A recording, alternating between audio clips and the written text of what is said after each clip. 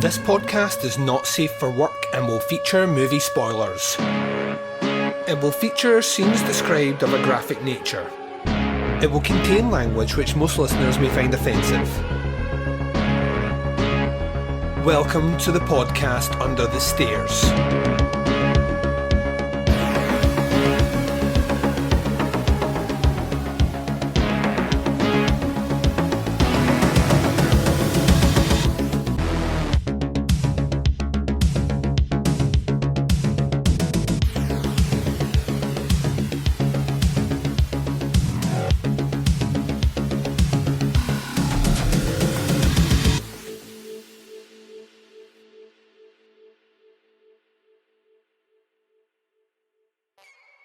Hi everyone and welcome to the podcast Under the Stairs. This is Bazzy's Backdoor Cinema, episode number 7. I'm your host Duncan McLeish. Welcome to the show. That's right, we're back in a video format. If you're one of the posh bastards out there supporting the evil tyranny that is Spotify, or the even more evil tech company YouTube, that will ensure that this is now demonetized, which means, Baz, we can say whatever the fuck we want. Anyway, welcome. This is the first of two Bazzy's Backdoor Cinemas that you're getting in this month of December, bringing us out to the end of the podcast year. The first one, the one that we're on just now, a lot to say about this one, but the next one, for all you true crime buffs out there, will be out in a few weeks' time after this. And if you liked the work we did talking about the old Bible John on our BBC review for that documentary, then you are going to love our review of The Ice Cream Wars, which is a new two-parter documentary that the BBC has just recently released. So we'll be doing that as well. But before we get ahead of ourselves and plan out more episodes and talk about all that stuff, let's get down to a little bit of business. Joining me on this episode is the star of the show, of course. He is the man. He is the myth. He's the motherfucking legend. He is the Baz. Handy hoch, sexy Fraulines. Happening sugar tits. Alright, the perkate. We're down to clown on this one. And we've upgraded, because we're confident now that nothing can fuck up, we've upgraded from coffee and tea to actual alcohol. On the booze and on the video. The booze cruise is taking off, Baz. Let's All get aboard. How are you doing? I'm doing alright. I am excited to the point of fainting at the prospect of this Saturday's sexy shenanigans. So this will be in the past when this comes out, but yeah, me and Baz will have made our way to Glasgow. Hey, it might still be ongoing by the time this comes out. One of us might be missing. Way, my friend. There may be a national campaign to try and find one of us. So that's highly possible. Drenching the Clyde and all that. Yeah, we're going to be out with Scott and Liam from Scott and Liam versus Evil, as we are all together combined, very much like when the Power Rangers come together and they make that Mega's fucking droid or whatever. I don't know. Why did I not use the one that I always use? But that's what I'm going to do. I'm not going to say Power Rangers, and they all come together to make Mega Power Ranger. That's going to be us. We're going to all get on top of each other and make a human totem and wear a giant raincoat and see if they'll let us into a nightclub. That's it. For free, because we're so freakishly tall. Because we're so freakishly tall. And we appear to be able to throw our voice. And we have 4 dicks. That's the real reason we'll get in. We are going out to have a few drinks. We're going out to try an escape room. That's where I thought you were going with, that we might be still in there, that we might have fallen out with each other that much we're still in the escape room. Fucking the jokes have been flying around because although Baz comes across as kind of aloof, footloose and fancy free, he's a stickler for the rules, and we've been joking in the chat that without rules there's chaos. That we'll try and do a bit of chaos, and Baz is not having any of it, so we may still be in there. I've got a wee ace in the hole for that escape room anyway. Is that a key? Kind of. It's as good as.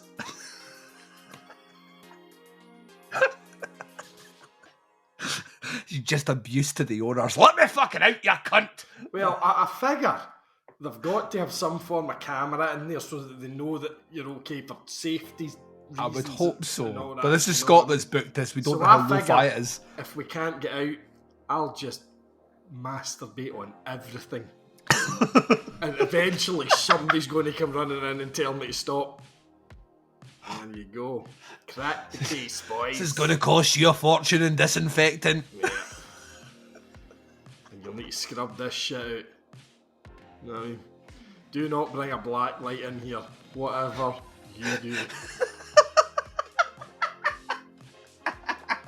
In fact, don't even let the sunlight in because mine glows in that as well. The problem is, and the one thing we're not taking into account here, although you probably have, is we'll be in the room with you, and I don't know if I want to see that.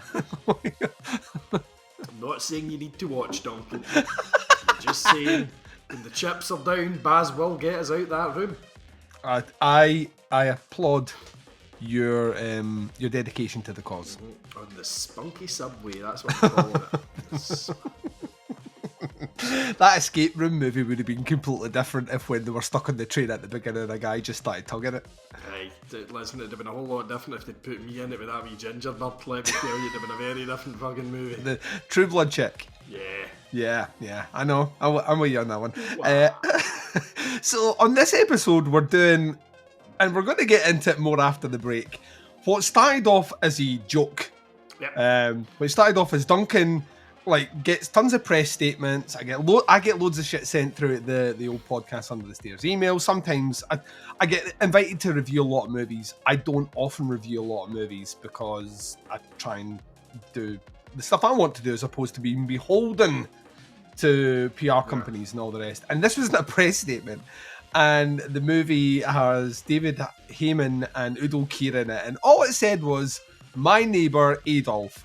And I was like, oh my fucking god, I need to send this to Baz. So I sent you a snap. Does Baz know about this film? But no one has mentioned this movie. This looks like it could be the right amount of utter tosh that we can have a laugh at this. And I was like, I need to run it by Baz. And I posted it in, and without missing a beat, you were just like, yes. Baz delivers. You were like, yes. And I was like, for a Bazzy's Backdoor Cinema, and you were like, yes. Yeah, my god, yes.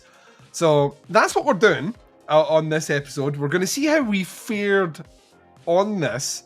This is either a colossal own goal, or it's going to split our friendship into. This is one of these weird, rare occasions where I know your feelings on the movie. Yeah. I don't know what your score is, but I know your feelings on the movie because you texted it to me after you watched it. So that's going to be exciting.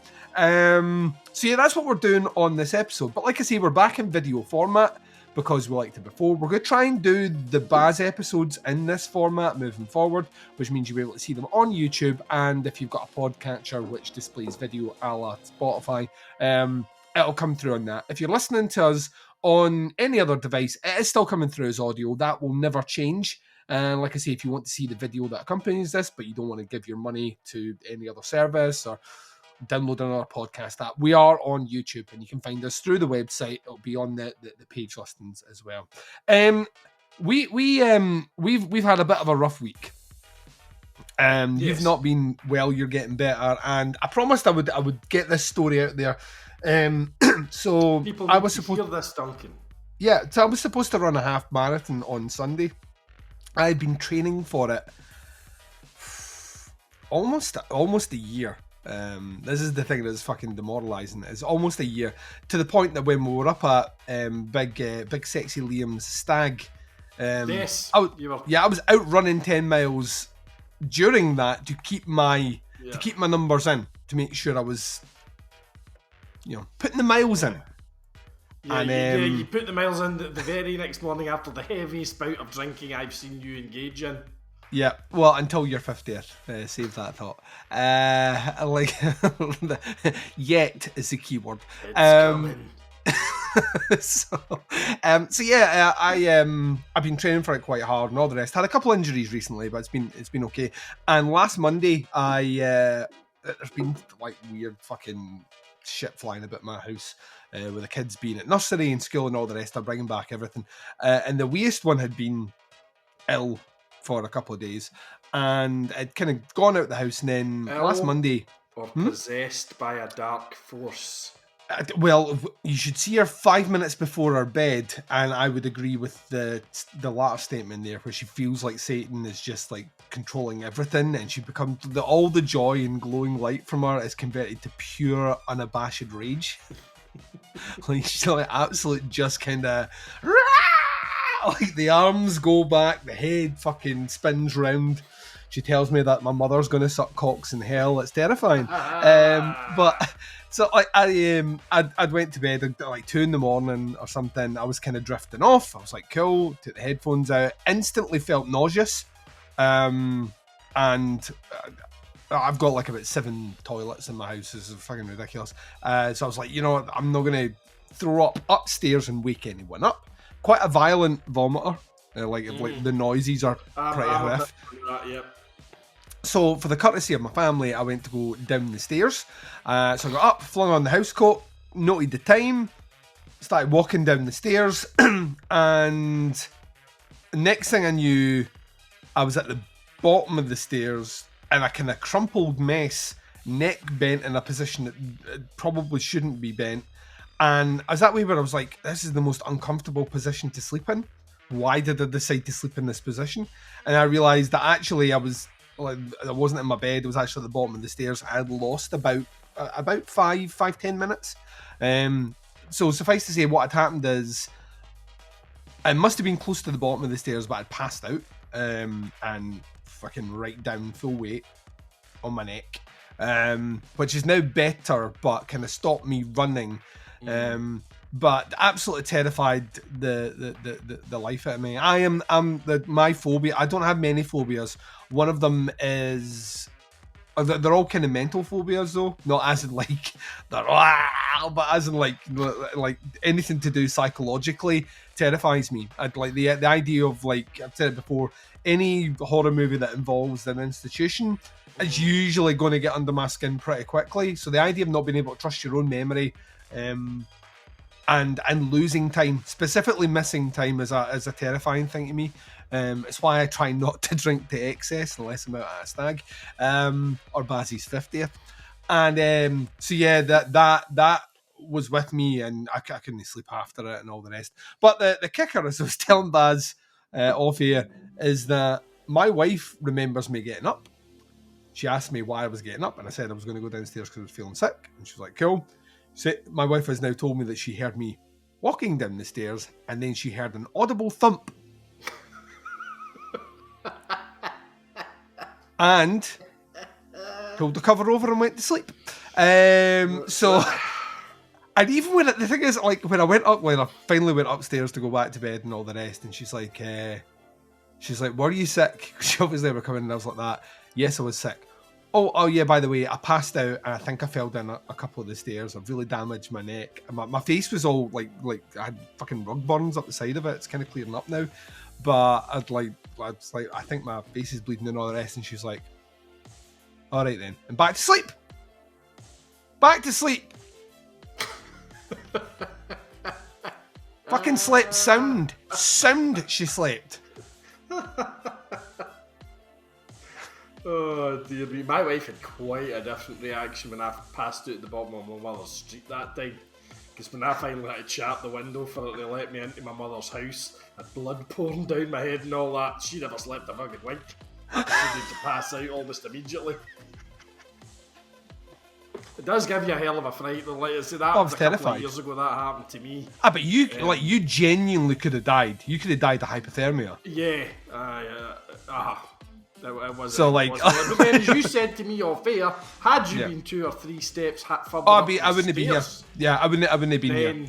It could have been a very different outcome as well. Yeah, and that didn't settle in until a couple of days after, and I was genuinely like,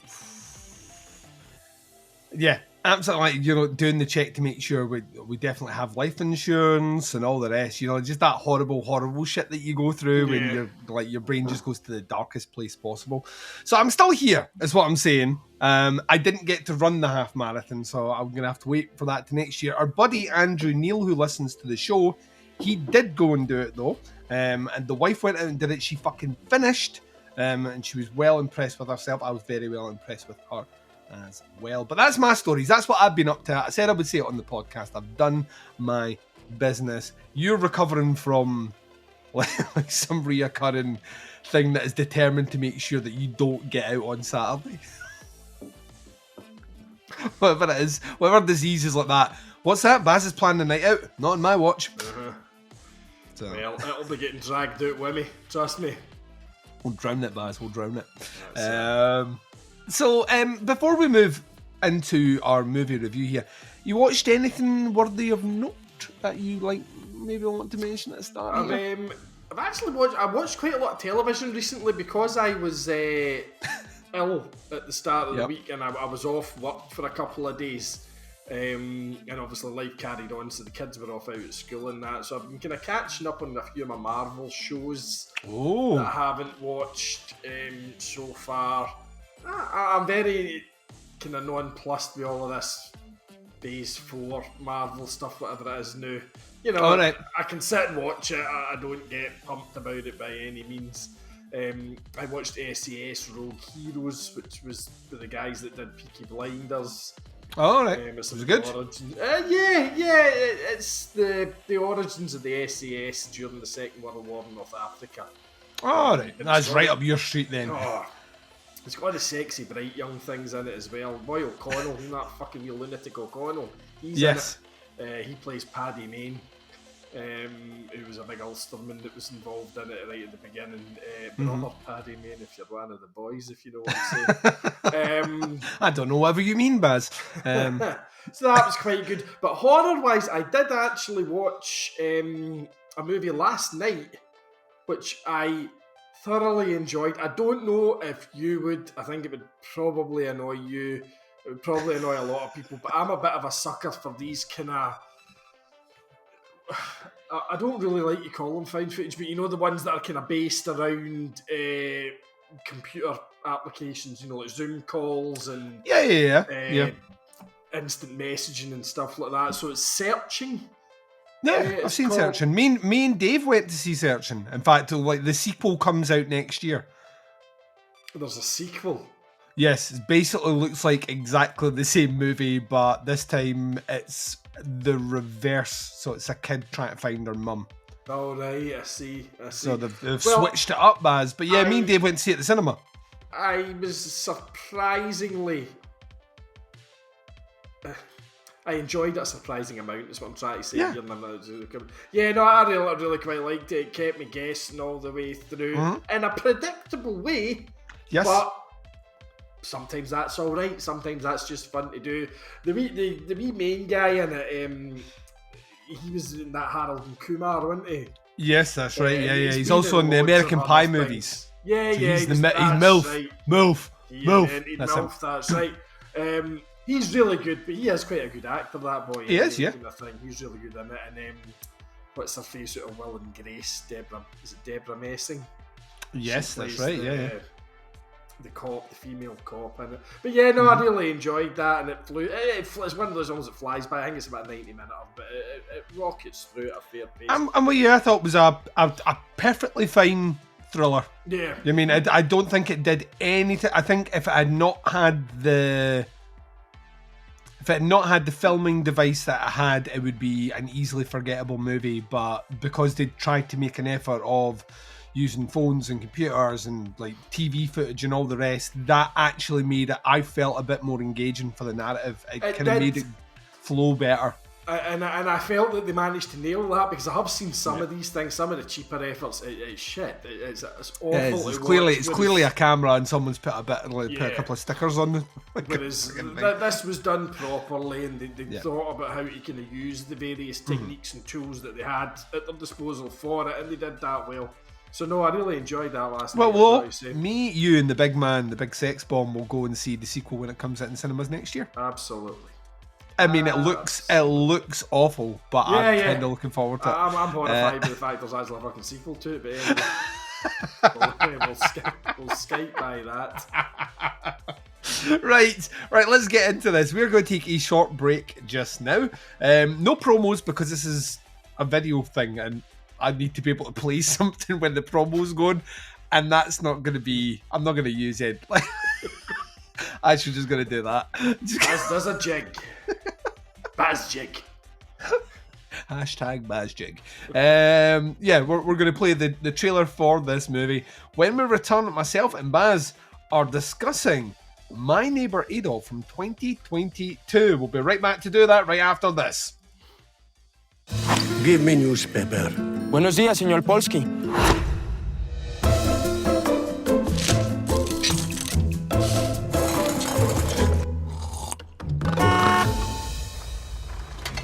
Die Platten müssen runter, auf der anderen Seite auch.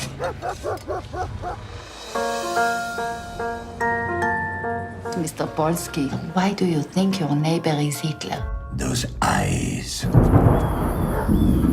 I will never forget those blue eyes. Didn't have brown eyes? But no. Do you have a photo of your neighbor? But why I would have photo? It's him, I'm telling you. He is left-handed, amateur painter. Even has same dog. You know that dogs don't live that long, right? I am not idiot. I know it is not same dog. Black knight to F7. Checkmate. You have a board? That's plan. There is old Nazi safe in his bedroom. You've been to his bedroom? You are a good neighbor. Mr. Polsky, smile. Adolf Hitler killed himself. Soviet version. I mean, who can trust the commies? And welcome back, ladies and gents. You just saw the trailer or heard the trailer. I don't know how I'm working this. For My Neighbor Adolf. This came out in 2022. Signature Entertainment are the distribution company behind this one here, and it's directed by Leon Podrowski. The movie itself stars David Heyman, Udo Kier, Dan Harry Colorado, Jamie Correa, Kennert Pileb. People will be able to see how much I struggle with these now. Olivia, Vacant look on your face. Olivia Shilhavy, and Jan. There's no way to say this without sounding anti-Semitic. Shugzaju. It's literally how it's written. It's written Szuggajew. Shugaju. Yeah, I'd imagine is how you start with it. Shugaju? I don't know. Let's move on. Actually, the bit at the end might be Ev. J-E-W. Zhugajev, maybe. All right, Shuggajev. Well, that sounds better and not as risky as what I had said. The movie itself is based on the story by Leon Podrowski and Dmitry Malinsky. Let's talk synopsis here. Leon Podrowski has actually written the synopsis on IMDb, so this is coming right from the creator's mouth. He says, South America, 1960. A lonely and grumpy Holocaust survivor convinces himself that his new neighbour is none other than Adolf Hitler.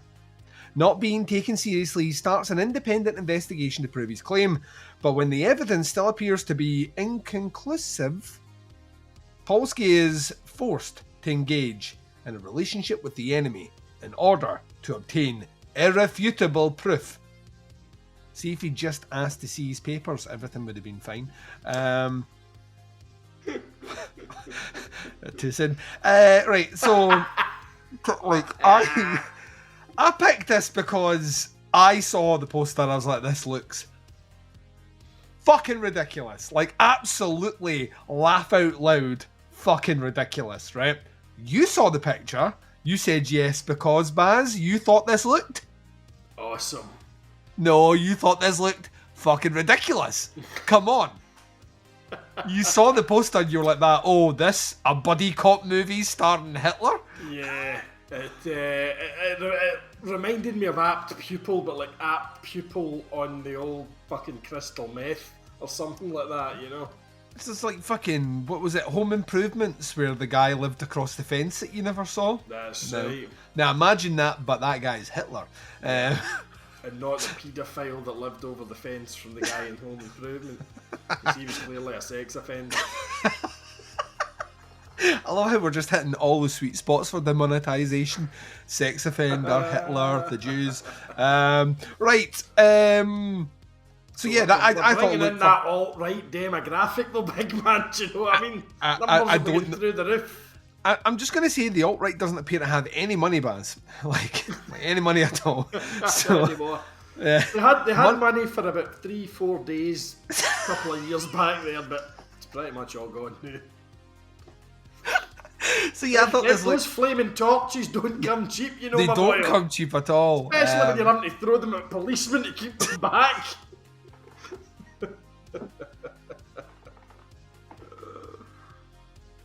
It's a tangent I want to get off. So badly. So I thought it looked fucking ridiculous. Said it to you. You sent me a message. I posted it on Facebook. I blanked out the context of the movie. You blanked out the name of the movie, so nobody knew what film I was talking about. Yeah. So once again, I don't know how well this is going to come through in a camera, but that's your message right there. I don't know if it comes through. Basically, what it said was, "Mate, my neighbor Adolf," and in caps. Oh my god! Crying emoji, hand hearts. Yeah. So, like, I thought it had made you cry laughing. So I was like, is it that good? And you're like, no, it's fucking great. So I was like, I was telling my wife about it, and I was like, I'm gonna sit and watch this movie. And Yeah, because I had watched it before you. yeah, you did, because I didn't have time for nonsense. So I sat down. Really didn't. I was not in the mood. I was like fucking trying to like sort about a million things in the run up to this. Plus, I'd fucking fallen down a flight of stairs, and I was like, so I was like, Still quite badly concussed. couldn't move my neck, and I was like that. There's no way I can turn my head away if I didn't like it. So I sat down to watch it, and I never want to be the dick on the show, right? I never want to be the dick on the show. I enjoy being the one that the people say, you know, he's the nice guy. Why is Baz so mean to him? That's the part that I like to play. So it is going to break my heart a little bit, and possibly break your heart, to say I thought this movie was fucking excellent. Oh, you bastard. I thought that you were going to say you hated this film. I loved this film. I thought this movie was fucking excellent. Oh, thank like I God. actually I thought you were going to tear shreds off it the way you were talking. I was about 40 minutes in. So it's not a long movie, it's about an hour and a half. I was about 40 minutes into this movie, and I realised I hadn't picked up my phone once. Yep. Like at all. And I was in. Yeah. Like totally absorbed by the movie. And when it finished, I'd kind of let out that kind of sigh that you get when you've just you've had like the best meal you've ever ate. You know, you've experienced like very few movies, and I want to stress there's very few movies where when it finishes I go, you know, and that's what I did at the end of this movie. I think it is absolutely wonderful. I think it's absolutely great. I think it is a ball here. It rides a line so fine for being an utter clusterfuck. And it somehow manages to. It really, really does. Like it really, really does. I know At any one point, had they went one step too far or slightly to the right, it would have ruined everything about this movie. But we're going to get in a bit more. It's got a very simple plot. It's actually a plot you've seen done a million times before. They've just kind of changed things around. This is the kind of the you know. I have it's Rear Window. I have a suspicion that the neighbour that's moved in next door might be someone bad. I see things out of context that makes me think something bad. But I genuinely think that the central performances, both by David Heyman, who I think is a fine actor. I've never thought he was a great actor, and Udo Kier, who. I mean, Udo Kier is Udo Kier. You get one performance from him, and it's amazing every time he does it. But the two of them together are fucking incredible. Like, there are scenes of them like drinking vodka and playing chess, and I could not take my eyes off the screen. It's so well done. It is so it's actually frustratingly good. Yeah. I couldn't believe it. Are we spoiling this film at all here at this point? So yeah, well, we are spoiling it, and I think we have to put that out as a caveat just now. I think what we'll do is for the listeners out there. I don't know why I did this for them, because they are listeners. We can actually see you now as well. For the listener out there, what we'll do is, because I can build chapters into these videos, so I can, I will let you know when you can skip ahead. We'll spend 5 minutes just talking non-spoiler, and then we'll get into a bit more of the spoiler detail. But this movie really connected with you, because you, like, even as you told me offline, I have never used the hand hearts emoji before. Never. It's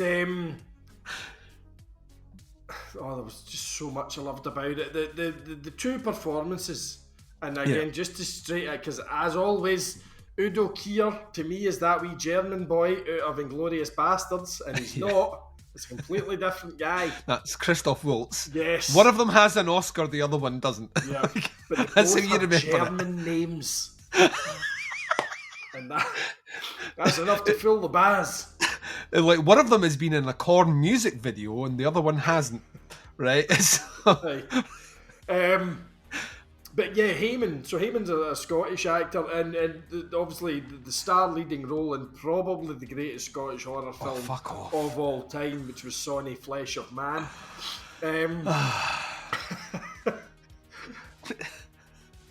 All jokes aside, he plays a Jewish Holocaust survivor in this. Yes. I think Polish. either Polish or German descent. One of the two. I think it is on, like, pretty much on what would have been the border. Yeah, but I mean, he pulls off at least 2, if not 3 different languages in this film. Mm-hmm. His accent when he's speaking English is fucking flawless. Yep. His performance in this absolutely floored me. Mm-hmm. Like you, I thought Heyman. I've always thought David Heyman's a good actor. If you're British, and particularly if you're Scottish, you will be familiar with him off the television far more than American listeners and so on will be. Yeah. And all joking aside, when I saw him doing Sonny Flesh of Man, I thought that was a weird thing for David Heyman to be doing, because David Heyman is a good, respected actor in this country. Do you know what I mean? But this film, it just absolutely levelled me how good he was in this. Udo Kier is brilliant, but Udo Kier, he's playing that very stern, kind of piercing, kind of cold German. He's playing Udo Kier. That's what I'm saying. Like, exactly. He's got a like, you go through the catalogue of movies, this is pretty much the default Udo Kier performance. But what I've found is the default Udo Kier performance can lend itself to comedy, drama, horror, with very, very little change from him. Yeah. And it's clear that he's acting. He's putting that in there, but there are moments in this with pauses where, for like a kind of dramatic effect, that at some points come across as humorous, and then the next point, kind of chilling. Yeah, there is such an odd black humour running right through this film. I mean, you're talking about a film where the Holocaust survivor played by Heyman, he lives on his own in this run-down shell of a house in the middle of nowhere, in somewhere in South America. I'm not sure if it tells you exactly where, but you know, his life was destroyed by the war. He lost everybody, and he just lives it, and he just wants to keep himself to himself, and he tends to this rose bush, which we'll talk a bit more about when we go into spoiler territory. And a new neighbour moves in, which it would be enough to send a character like this off the deep end anyway, even if it was motherfucking Teresa or whatever the Jewish equivalent is. Do you know what I mean? But it's a German. Yeah. And very quickly he starts to become suspicious that it is in fact Adolf Hitler. Now that has to be fairly triggering for a Holocaust survivor. Do you know what I mean? You could say, Baz, that is maybe, I don't know, an accurate use of the word triggering. Yeah. So how you work humour into that?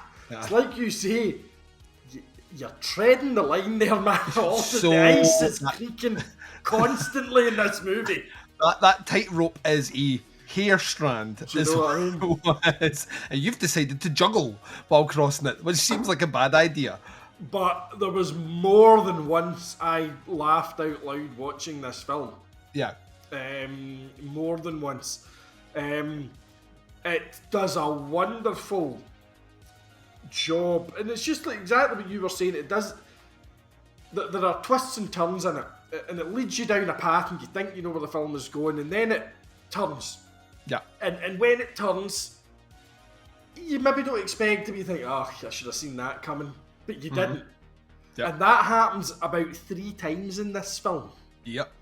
And like I say, after the fact, you're like that. Oh, of course they've done that, but you do not see it coming in the film right up until the end. It's still happening at the end of the movie. And again, without spoiling it, the way this film ends, how you come out the other side of this film feeling good about what you've seen and the world in general is a masterclass in filmmaking as far as I'm concerned. It's so well done. It's a wonderful, wonderful film. It's such a preposterous idea that's handled so well. It's like one of those things where people have taken a ridiculous premise, and the one that immediately sprung to mind for me was that one, the man who killed Hitler and then went on and shot the Bigfoot, or whatever it was called. Do you know what I mean? Sam Elliott's in that. Sam Elliott's movie, yeah. A ridiculous premise, and actually, when you watched that film, it was kind of alright, you know? But this film, it takes that ridiculous premise and it just sticks it right at the front. This is what this film is all about. And it's like you say, it could fall on its arse on a rusty spike at any point, really, after the opening 5 minutes or so. Yeah. And then get about another 85 minutes where this film could fuck itself in the arse. Yeah. And it doesn't. Just doesn't. It's baffling. It really is. It's I am absolutely delighted that you liked it, because the way you had been talking, I thought you were going to tear this film to shreds, and I would have visibly cried on video. No, I went up the. Well, when I woke up the following morning and the wife was asking me, because I'd made a big show of it, I was like, I think Baz may have cried watching this movie. So I'm like that. I don't want to be the guy that's like a prick to him. So I told her, like all the rest, I was going to go and watch it and stuff, and she'd asked me in the morning, and she was like, so how was the movie? And I just started like beaming with a smile. Straight away, I was like that. It was really fucking good. It was like really well done.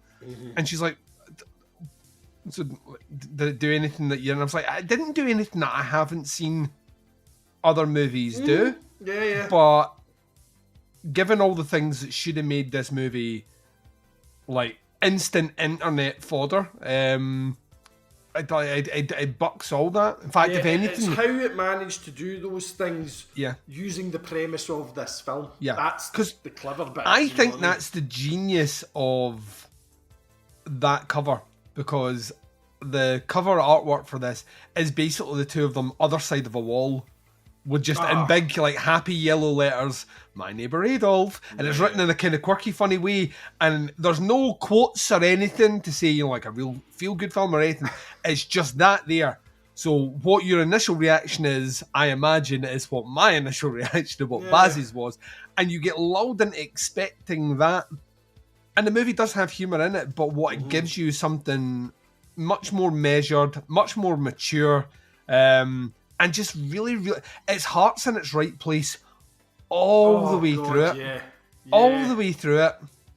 It's such a... it's just, I don't know. It's a wonderful, wonderful piece of filmmaking. Yeah. The only film, out with that Hitler Bigfoot thing that I'm talking about, the only film that reminded me a little bit of was a film called Everything is Illuminated. Oh, I've not seen that. Elijah, I have it on DVD over there. My mate Mark raved about this movie a few years back, and I picked it up kind of cheap one time. Elijah Wood is the main character in it. I can't remember if he maybe directed it as well or something like All that. right. Eugene Hutz from Gogol Bordello is in it. Oh, right. And it's about a boy or a kind of young man who lives in America. He's of Russian immigrant descent, and he travels back to Russia to try and reconnect with his dead grandfather and what had happened to him during the war and the Russian invasion or the German invasion of Russia. Yeah. And I don't think Eugene Hutz's character plays a kind of a guide. I can't remember if he's like a distant relation or if he's just somebody that he kind of hooks up with over there and he takes him about. And again, it deals with some very kind of dark parts of the Second World War. Yeah. But it has this oddly uplifting kind of vibe to it as well. It's a film. It's certainly a film worth checking out. I didn't think it was the greatest thing I'd ever seen, on like Mark and a couple of other pals did. But it is a good film, and that film kept popping into my head while watching this, because it deals with a similar subject matter, obviously the Second World War, and it is dealing with the darker sides of it, and it is looking at it from the victim side kind of thing, you know. But this is head and shoulders above it. This is one of the best films I have seen in really in quite a long time. And it's one of the first ones I felt kind of profoundly moved by. Yeah. I'm not saying I was pretty fucking close to tears towards the end of it, I've got to say, but it had a huge emotional impact on me. I didn't sit there bawling my eyes out, but it had a big emotional impact, and I have been thinking about this film quite a lot since I watched it, kind of thing. And I've been thinking about it all day leading up, knowing that we were recording tonight as well, kind of thing. But yeah, such a good film. Right, well, let's do what we do on these sorts of reviews, and let's press you for a score first, and then we'll move into some spoiler territory. Baz, you know the scores here. It's 1 through 5. 1 is hated it, 2 is didn't like it, 3 is liked it, 4 is really liked it, 5 is loved it. What are you giving My Neighbor Adolf? I'm giving it a 5, and I wish I could give it more. I really do. Look at that, just dropping it. I'm not even thinking about it. It was a 5. I knew it was a 5 the minute I finished watching the film. I knew I was going to give it a 5 in my review. Can't actually think of anything in it that even annoyed me about the film or at the end I disliked. Yeah. There was nothing. I'd watch it again now. Well, no, you need to stay here and record with me. I am like pretty much almost there. I'm a 4.5. I think this is absolutely fucking incredible. I imagine, like, the thing is, people listening into this, some of yous are cinephiles, some of yous are just horror fans. Like the horror fans, there's nothing here, but like, unless you want to see Udo Kier in a non-horror performance, and the dude from Sonny Flesh and Man, there's maybe like 2 genre actors in it, but it's not. You can't even remotely consider it on that level. I think Scott McKenzie could probably find about 2 or 3 things about it deals with horrific subject matter. Well, it does. I mean, it deals with the Holocaust, which is probably the most horrific thing that's ever happened. Yes. History. So you're there. So like, I can imagine you could probably put a spin on it, but I just, if you like cinema, it's a wonderful exercise in cinema. I think it genuinely is. So it's a 4.5 from me. It's a 5 from the Baz. There's a big warning about to appear on the screen. That's going to tell you that we're about to move into spoiler territory, and we're doing that now. So we're now in spoiler territory. Don't say you weren't warned. If you've accidentally bypassed the bit that you can jump, time codes are listed anyway, so just jump anyway. That's the easiest way to do it. It's the easiest way to do it, Baz. Right, so let's get into spoiler details. Baz, give us a little bit more about what happens in the movie. So, the film opens pre-World War II in Poland, I think it is. And it's this large Jewish family living in a nice house, lovely gardens, they're all out in the garden kind of thing. And we get this kind of 5-minute scene in which one of the female characters, she is tending these beautiful rose bushes, and she's very focused on a particular bush with black flowers. There's also a kind of fooling about with cameras and stuff like that. There's an interest in photography is kind of investigated a bit. And then it cuts away from that, and we are South America 1960.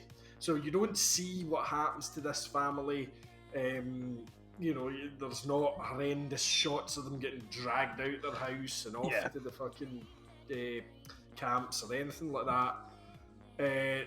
Ramshackle house up in the middle of nowhere. David Heyman, crotchety old bastard, and he's a very Spartan kind of life. There's very little in the house: a table, a chair, a coffee machine. And he tends to this big bush of black roses that he has grown in this garden. However, he has managed to, I don't know, whether he took a tiny cutting with him or whatever. You don't know, but he clearly, this is all that's left of his family. And I think you see at the start that, there's 10 or 12 of them, I think, in that kind of opening scene. It moves on very quickly. The house next door is for sale. A woman comes to the door, so initially he has no immediate contact with the actual neighbour. It is all done through this kind German of proxy woman, who frankly looks like a Gestapo officer straight for the off. And she is trying to find out a little bit about the house. She has a client that is looking to buy and blah blah blah. And they very quickly move in. And fairly shortly after, the neighbour has a German, an Alsatian German Shepherd. Of course he does. Called Wolfie. Wolfie, not Blondie, because that's what Hitler's was called. You can see where we're going. And it gets through the fence and it breaks one of the flowers on his bush and takes a big German shit in his garden. And he snaps, barges down, he's battering on the door. They have these gates with buzzers that ring in the house, so the gate is away from the house, you don't go up to the front door kind of thing. And he ends up having a kind of altercation with the guy who's actually living in the house now. I don't think it happens at that first altercation, but very quickly after it, they end up kind of almost coming to blows. Yeah, he's we're saying he wears sunglasses every time. Sunglasses. Yeah, like Udoki's always bushy beard. Udoki's character. The glasses come off, and you see Heyman just completely change when he sees this fella's eyes. It turns out, we sort of find out through a chain of things that Heyman's character had been a very good chess player pre-war, had attended a very kind of prestigious competition in Germany in about 36 or something like that, I think he said, and had come face to face for about a second or two with Adolf Hitler at that competition. And he talks about his eyes being seared into his brain, these cold, piercing eyes that Hitler had and all that. And this is when he immediately realises, oh my god, this is Adolf Hitler kind of thing, and he runs back. Now here's where the humour comes in. So he'd scooped that shit out of the garden with a bit of paper, a bit of a newspaper, which he hadn't read, because when his newspaper arrives, he would just take the chess puzzles out of them, and he would sit and do the chess puzzles, and that was how he passed his time. And on the cover of this newspaper was a report on Eichmann. Yes. Adolf Eichmann had been kidnapped by Mossad agents, which is all historically true. He was kidnapped and is it Bolivia, Paraguay, or no, it was Buenos Aires. Buenos Aires. Argentina, Yeah, Argentina. Mossad agents had got a hold of. He'd been drugged him, got him back to Israel to stand trial, kind of thing. And when he realises, or when he comes to the suspicion that this is Hitler, he starts cutting out cuttings and gets books about Hitler and all that. He's going to plaster them over. And there's just the cover of this thing with a big shit stain right across the middle when he scooped the turd up. And that's there all through the film. And every time I saw that, I would feel myself start to smile, you know. So he has the suspicions. He goes to the Israeli embassy in wherever it is that he's staying, and meets with a Mossad agent. I'm assuming it would have been a female, and then he explains to her what's happening, and she is quite kind of dismissive of him the minute he says it's Hitler. She's quite dismissive. But again, in fairness, it's not the strongest card to go in with. Like, you maybe want to build up into it. There's some funny bits because he's like that. It's those piercing blue eyes. I never forget. And she's like, didn't Hitler have brown eyes? Yeah. It's this fucking just what are you talking about, you know? So yeah, needless to say, he doesn't really get her on side at first, and then she basically says you have to come back with some kind of proof. So he sets off to gather this proof. So he buys himself a big fancy camera and he's taking pictures of the neighbour and all this. And the guy isn't really doing anything. Although you start to see things like he's out painting. So we all know Hitler was a painter. And it cuts between sentences and textbooks, you know, about Hitler being left-handed, a vegetarian, all these kind of things. And then it'll cut to something that he sees that kind of ties it all in. Which, like later on, those things will come back. There's a really good bookmark scene later on where he revisits a lot of these points from a different standpoint. From a different viewpoint. Which is really well done. Like really well done, because you kind of forget that at the beginning because you're swept up with the. All right, he thinks he's Hitler, and he wants to get. I think the initial thing he wants to get is he's like, if I can get like some bit of his handwriting. Yeah, it's a handwriting, and then he starts to focus on the painting kind of thing. Yeah, but in the interim, we get the. It's very smart how it does this. It's also very funny how it does this. They get into a bit of a turf war, where the Fraulein, the Fraulein works out, actually when he moans about the dog coming in, the Fraulein checks the deed plans, and it turns out that maybe Heyman's fence line is a little bit too far over. Yeah.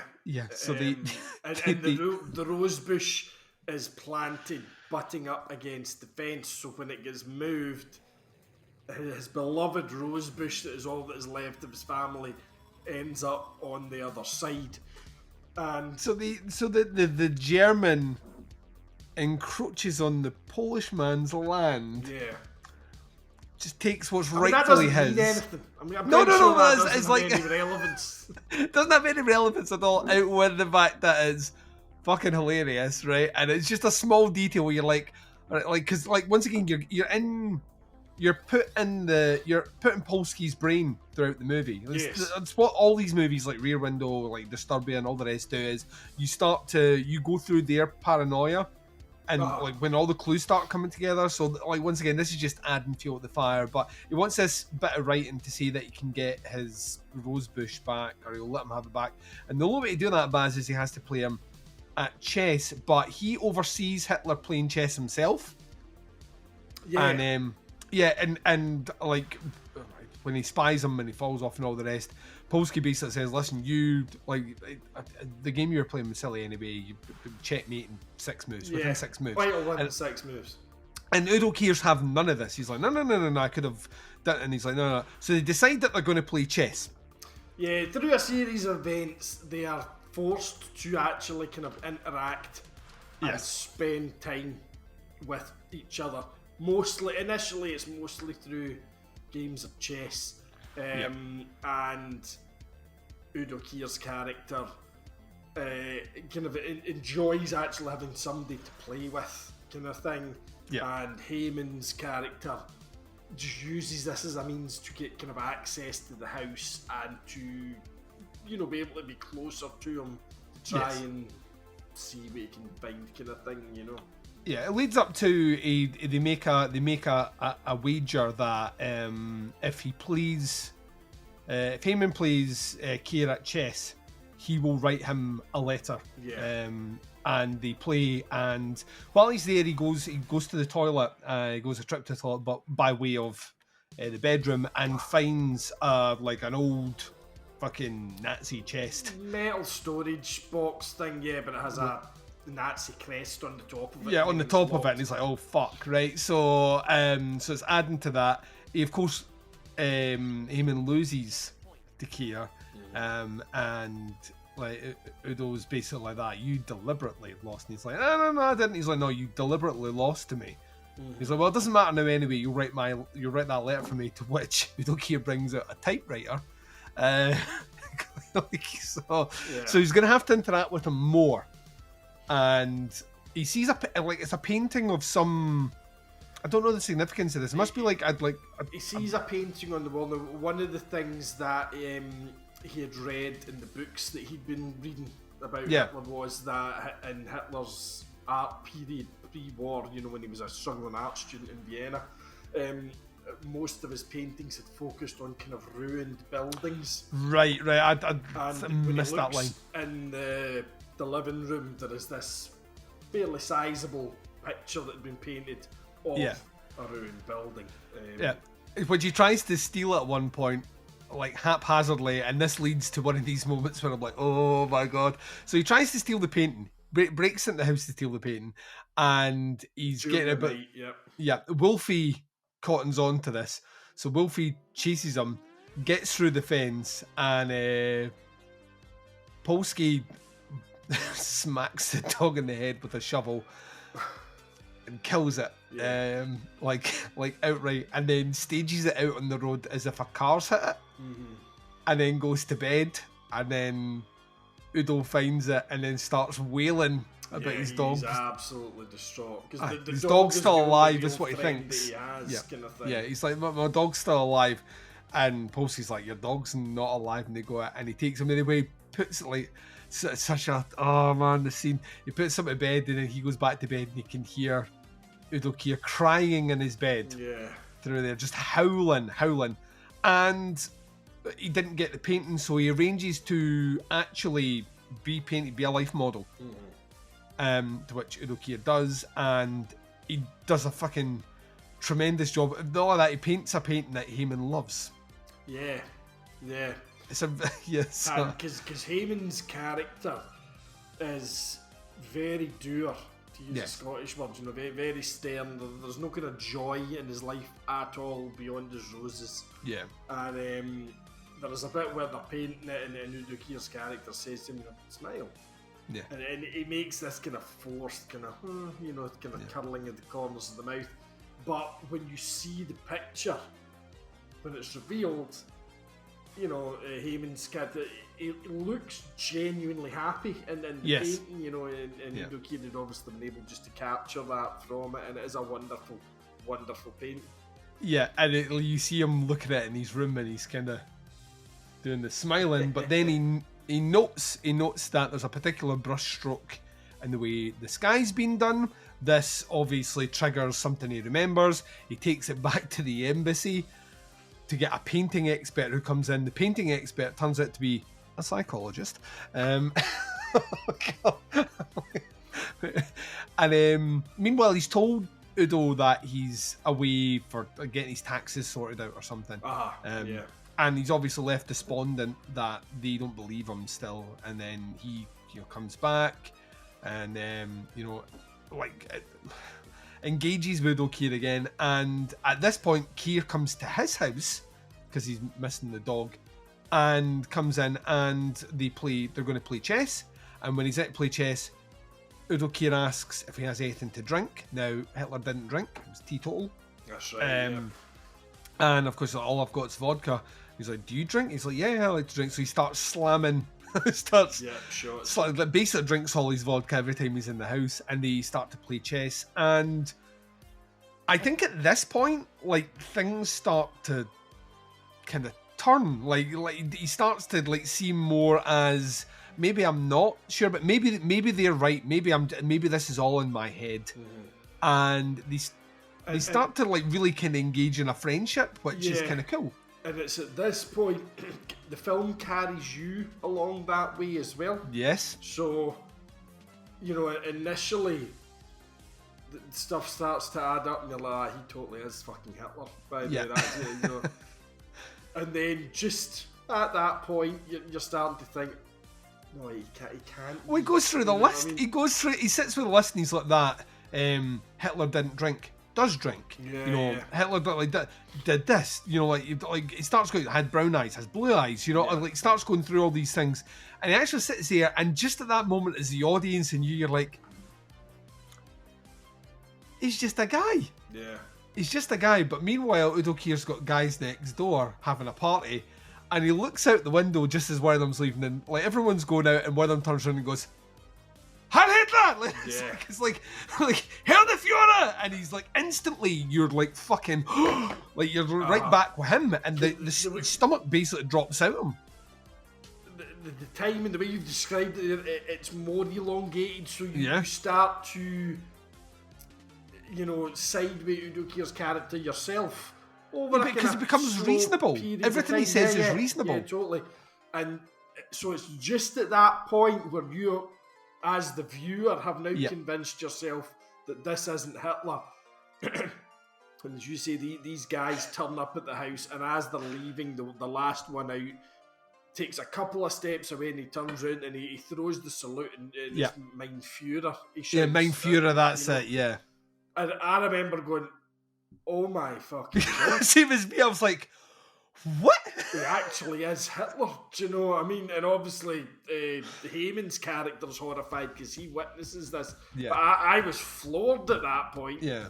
And the film, it carries on. And even, and this is the beauty of it, so at that point, this guy can't be anything other than Hitler. There's a guy in a black coat and fucking trilby hat throwing Nazi salutes and shouting Mein Führer at him. Do you know what I mean? You still don't dislike Udo Kier's character. He comes round to play chess again, gets very, very, very drunk this time. Yeah, like and he's like that. He's like, listen, I've got something to tell you. And at that point, he's kind of pulled away again, so you don't get this secret. And he's desperate. He's almost going to tell me. He was almost going to tell me. Yeah, that's right. Yeah. But he breaks into his house, and when he breaks into his house again, he catches like Udo Pervin on the Fraulein that's having to stay over the night. He's kind of standing at the stairs. This one that had been there at the start? She's like a lawyer kind of thing. She's basically he's like a minder / attorney. And then we kind of move into the last third of the movie, which is the confrontation between Heyman and like Udo Kier. Basically, you are Hitler. I know you're Hitler. Just tell me you're Hitler.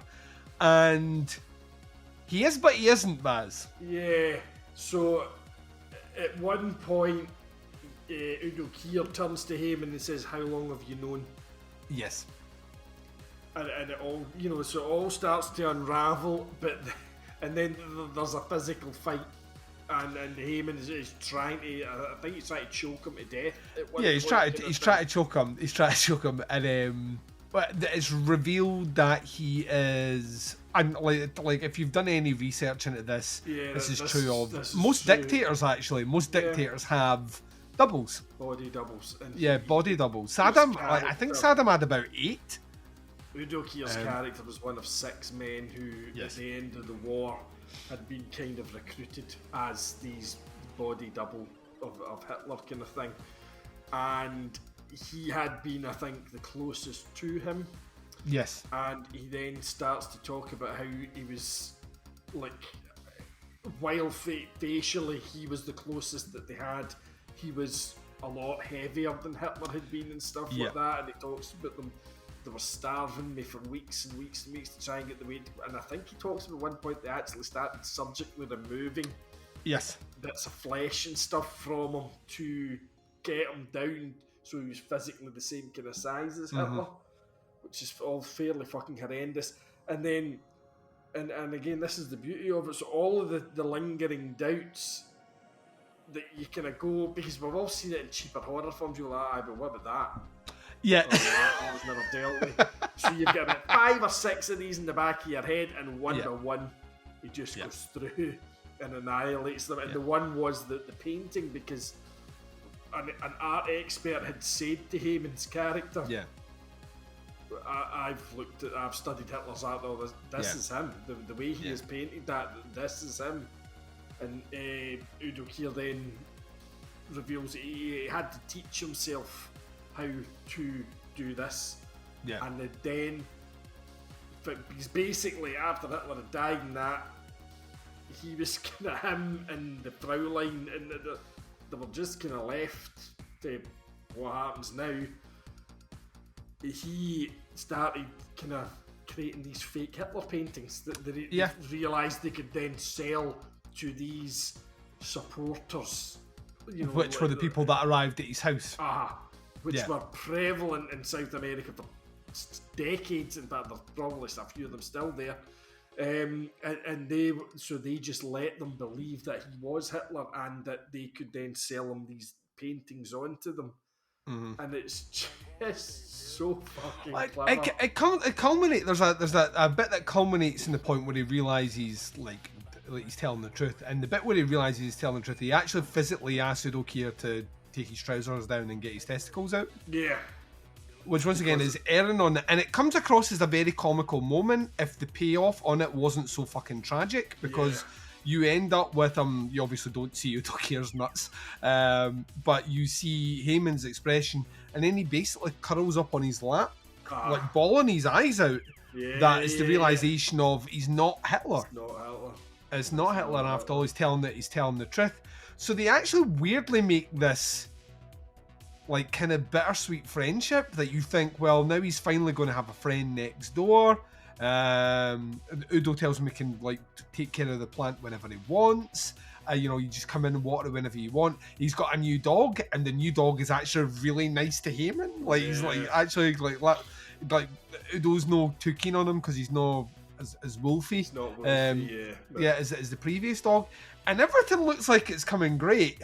Except remember, throughout the movie, he's been telling the embassy that the guy next door's Hitler. They don't believe him, Baz. Well, turns out they finally did get an expert in. He finally did look at the picture, and guess what? Because of the painting, it looked like Hitler. So they decide that they're going to basically set up a sting operation next door, and they're going to let them. They're going to, basically, they're going to be there on Monday, and they're going to take care of things. Even though Heyman's like, no, I was wrong. Yeah, like, trust me, totally backpedaling now at this point. He's going, no, I made all this up. I'm off my head. I don't know what I'm talking about. But it's too late. It's too late, and you get this like wonderful bit of like this is where the movie really it fucking levels up in so many ways. You get like the kind of last big altercation between the two of them is Heyman basically saying, "Listen, my family was ultimately taken away because we had a friend who lived on the street that was a German." Oh God, this bit's fucking heartbreaking. Yeah, this is the horror in this film for me. He's, he was for horror. This is it. Yeah, he was our neighbour. He was friendly to us, and we all got on and all the rest. And the reason my family was taken away and ultimately taken to the camps and all the rest was because this German turned on us. Turned them in. Yeah, when the moment came, this German turned on us and sold us out. And I'm not going to do that. Listen, these guys are going to be here on Monday. They know who you are, and they're going to take you away. And I'm going to do the other thing. That I'm going to be the good neighbor in this. And he gives them the heads up. And knowing knowing what the impact of that is he's saving them, but at the same time he's losing basically the only friend that he's got. Yeah. And it's so fucking well. He's such a good actor, man. Yeah. Like this, like at the end of this movie, I was like, because like I say, he's always been a good actor to me. At the end of this movie, I was like, this guy's a fucking incredible actor. Yeah. Like really, really good. It's a really kind of heartfelt kind of scene. Kind kind of all tidies up with him moving. They're going to move him away quickly.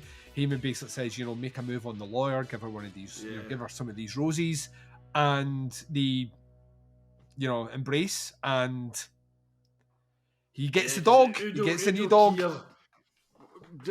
Doesn't want. There's a bit when they're kind of having that fight before it all comes out, and Udo Kier says, "No, I don't want to be the Führer anymore." Yep. And then obviously the explanation all comes out, kind of thing. Yeah. And Udo Kier doesn't want to live like this anymore, and he obviously has these kind of unrequited feelings for the woman, the female character. But for me, just at the end, as you say, there's that last shot, and then as you say, they drive off and he leaves him with the dog. Yeah. And to me, it's that bit when you see Heyman just standing with the dog at the very end. I was like, this film wasn't about the Hitler character. Yeah. It was about the redemption of Heyman's character. Yep. And it's, 15, 20 years since he lost his family, and he was just this bitter, understandably bitter, sad old man that lived on his own and just didn't want anybody around him, and he finds this fucking friend of all people, and he's Adolf fucking Hitler, for all intents and purposes, Yeah. And then even he's taken away, but at the end, Heyman is finally kind of happy, and able to have what is left of his life now, kind of thing, Yeah. Some small sense of closure. Good. It really is. It really, because there was a part of me that felt about, just coming into the last third of the movie where they'd already done the switcheroo, then the switcheroo again. Yeah. That I was thinking, how are they going to end this movie? That was, what I mean? I was genuinely, I was kind of thinking, this has got about 20 minutes left. How the fuck are they going to land this? Up, yeah. And that, I get a bit of, especially when I'm really enjoying a movie, there's that kind of creeping fear of, it's their movie to fuck up here. Here, and they couldn't have made a more poignant, beautiful ending if they fucking tried. It was the perfect ending. It's so well done. I cannot stress ending, that. Right? Yeah. They actually made this ridiculous premise work. To get, there is an answer to this film, and it's there, and it's all explained. It actually makes sense. It does, yeah. And it's all really quite interesting in that. Yeah. And yet none of that really matters, because it's really just about David Heyman's character. Yeah. Getting a little bit of closure to you. And the hour and a half you've seen him go from one version of himself to the version that's at the end. What a film. It's great, man. It's absolutely great. It's out on Signature Entertainment. I don't know if it's been released in the States yet. It's certainly out in the UK. You can find it. It's available digitally. You can buy it on, I think it's DVD. I don't think it got Blu-ray. But it is available. You can go and find it. I cannot stress this enough. Go and find this movie. It's really, really, really, really fucking good. Like so much better than a movie like this should be. And that's not me taking swipes at it at all. I think what they've done here is so clever and so smart and so tender. It's such a I don't know. It's weird to describe. There's love in this movie. In this film. Yeah, it's been made lovingly, and it shows. And you will not see a movie like this year. And I'm excited that we got in on this because it's only been out a couple of weeks. I'm excited that we've got in at this level. I also think it's going to be one of those movies that's just going to be lost and occasionally found by people. But if you can get your hands on it, please do. Please do. I would love everybody just to get and watch this film, because it's just I don't wax lyrical about movies an awful lot the way you do. There's a lot of films that you have studied in depth and all that, And it takes a lot for me to get this passionate about a film. Yeah. I just think it was absolutely wonderful. It's so clever, and it Yeah. should have been so shite. It should have been just awful. Absolutely not. It's just marvellous. Just a wonderful, wonderful film. And We what should have been two at this. performances that, Yeah. can't be We, faulted. at this stage of the recording, we should have been on Duncan's 75th reason why this movie sucks. And we didn't get one. So, all right. So that was My Neighbor Adolf. We're going to take our final break of this episode. When we come back, myself and Baz are closing out the show, and we're doing it right after this.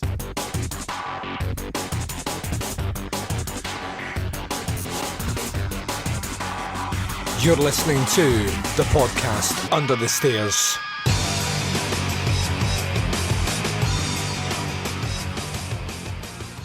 And you've been listening to the podcast Under the Stairs. This has been Bazzy's Backdoor Cinema, episode number 7, with a review of My Neighbor Adolf. The podcast Under the Stairs stance in this movie is we're making it fresh. This is right. Yes, we are. Yes, we are indeed. Right. Baz, I don't know about you. I'm spent. There's only one way that we could possibly make this night of us being together better, and is that purely by teasing the shaft, rubbing the nub, so to speak, of our listeners, by telling them that we're about to switch right into another recording, which you're not going to get to see for about 2 weeks, but it's going to be just, look how happy we are, and we're going into that recording this happy. You just know it's going to be fucking gold. Yeah, it will be. It will have a very different tone, though. Yeah. That's a Baz guarantee. This one is not making like kind of dark humor or light of any atrocities. It's just purely showing you them. We're going to be back in, like I say, a couple of weeks' time. We're going to be talking about the BBC documentary on the Ice Cream Wars. It's a 2-part documentary. It's available right now on the iPlayer. So if you've got it and you want to make sure you have seen it in time for the recording, you've basically got 2 weeks to go away and do it. It's 2 hours. So it's not a huge ask. It's incredibly well done. And that's not given away. It's just a really, really well done.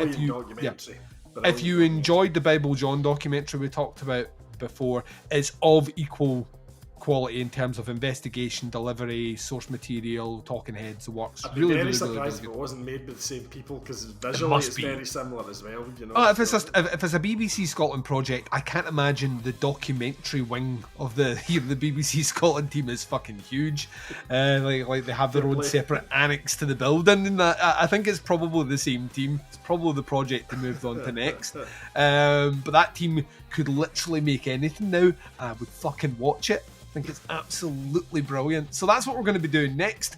I'm a smidge younger than Baz, and Baz is from that side of the world. So you're going to get 2 very different opinions on growing up in the shadow of what happened. So it's going to be interesting to get to that.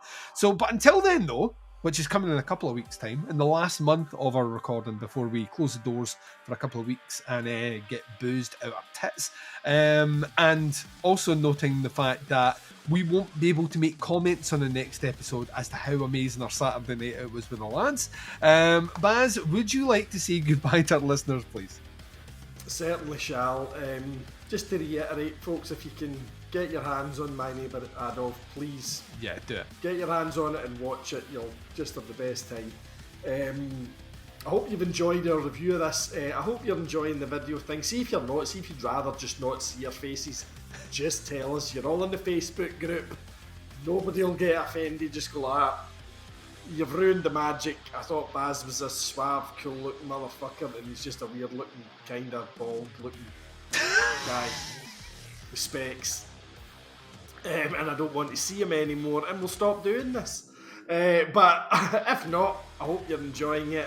I hope you're enjoying the more kind of less regimented Baz stuff nowadays. Backdoor Cinema's a lot different from Baz v Horror and the Bazoween stuff.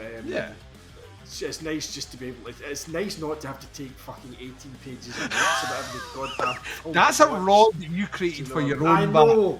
I never said at the start of this. It's the rock that I built my castle upon, son. But it's nice. This is more relaxing for me as well. So I hope you're enjoying it, folks. But tune back in for the Ice Cream Wars episode, yes. which I cannot wait to record in the next 3 to 5 minutes. Yeah, we need to refresh drinks before we do that. Yes. Right, ladies and gents, thank you very much for checking this out. You ain't getting all the blurb like you usually do in some of the episodes here. We don't do that when the Baz is here because the Baz time is precious and we do have other recordings to do. So suffice to say, thank you very much for checking out this Bazzy's Backdoor Cinema. The Baz will return in a few weeks' time for the Ice Cream Wars on episode number 8. Reiterate what Baz says, check out My Neighbor Adolf. It's fucking great. And until the next time we speak to you, wherever you are, whatever the time zone is, and whatever you're up to in this big bad world of ours, please take care of yourselves out there. This is Duncan McLeish from the podcast Under the Stairs, and I am signing off.